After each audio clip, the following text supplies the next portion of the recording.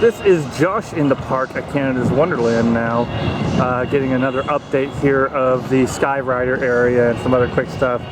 Zooming in here, you can see that there has been some changes since the last time I filmed here.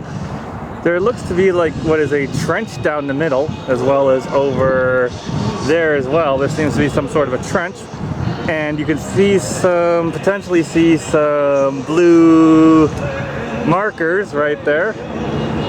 So I don't know right now what this means. It could just be water lines or something like that they're running, more than likely. Yeah, right over between the supports here of Vortex, you can see this random pipe sticking up. I can't really see it because of the glare on my viewfinder right now, but you can see it there. We will go over by Mindbuster and get a different angle and show you what we can see over there. We're just over on the bridge now, going towards Mindbuster to get you guys a different view. I zoomed in here on one of the markers that I was referring to earlier as well, and you can get an idea that over there seems to be some more dirt that's been moved. And in the background, I think they replaced a lot of the wooden fencing that was on the back half of or back portion of the ride as well, because all that wood back there looks nice and new. So definitely something, some work going on over on the old Skyrider site. And while I'm over here, we just definitely got to get an update on hashtag CW Fence Watch 2015. And as you can see, it was a very short watch because the fence is done. So this might be the final update for CW Fence Watch 2015. But you can see all along there, all of the fencing is complete. There was, I don't know if you caught it from the other angle, but there was a gap in the fencing over by the Vortex Helix. I'm not sure if that was just something that needs to be completed or something that's done on purpose. We will go shortly over now to the Mindbuster exit and show you guys Typhoon and the new splash pad, which is done. Just another angle over here of Skyrider just before I go a walk behind me to the Typhoon stuff. You can see a bunch of markers over there. Potentially, I think that's what that is back in the background there, some flags. If anybody in the construction industry knows if there's color coding towards flags, let me know. Or color coding to these green markers on the trees as well. I'd be intrigued to know if anybody knows what's going on with that.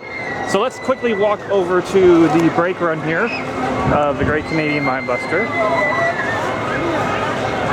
And just standing here from where I was last week, you can see a lot has changed actually.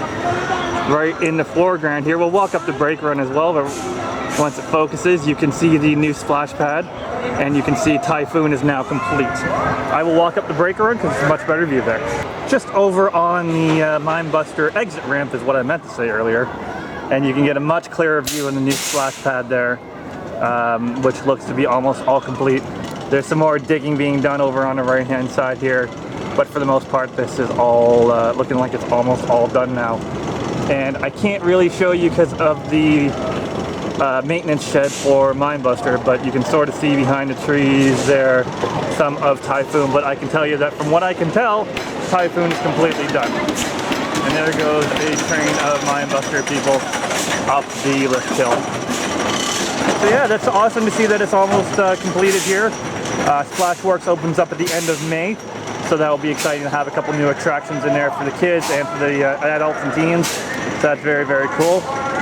We will walk around really quickly and show you some of the new arcade games over at the Leviathan arcade.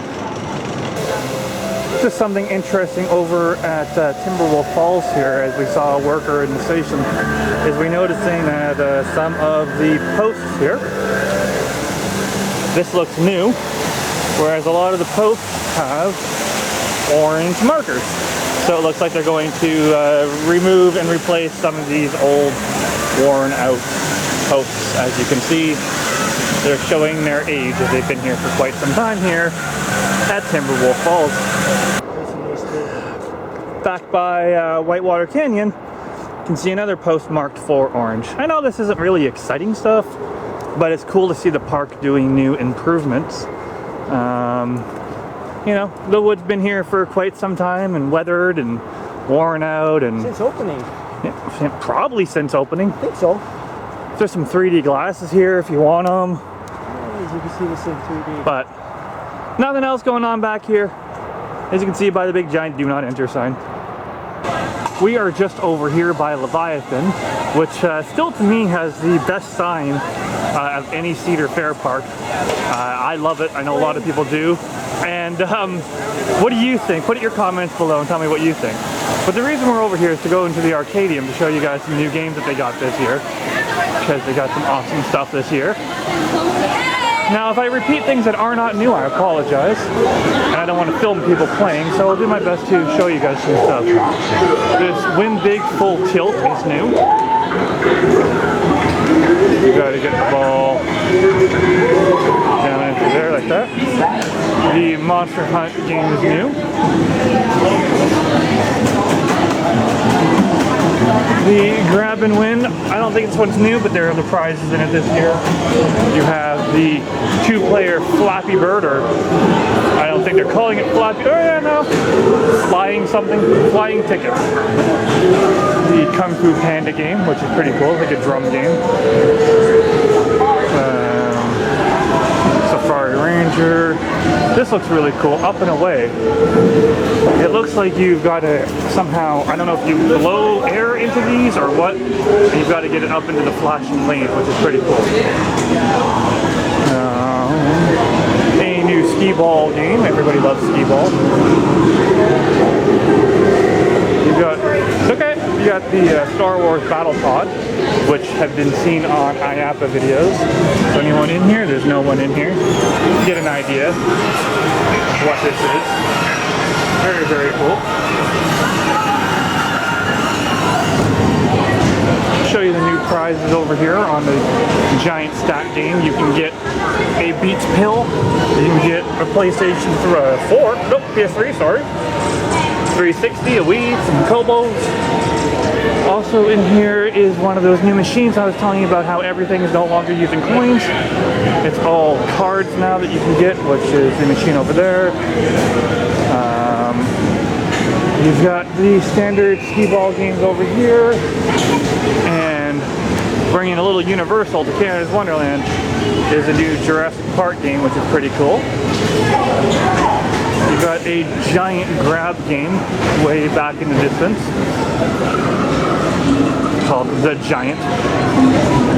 You win giant balls and unicorns. You got the new shark game, which is pretty neat. As well as, I think these were just relocated. I can't remember if these are new or relocated, but I love these giant ball drop games. F-Zero AX. How did I not see this before? That's pretty cool. It's a new F-Zero arcade game. Huh. Interesting. An F-Zero game done by Sega? Confused. And then everything else over on Outlaw Run 2. Wow. I must be really out of it. Didn't realize that one. Well, that'll bring us to the end of today's video and update, because everything else on this side is pretty old.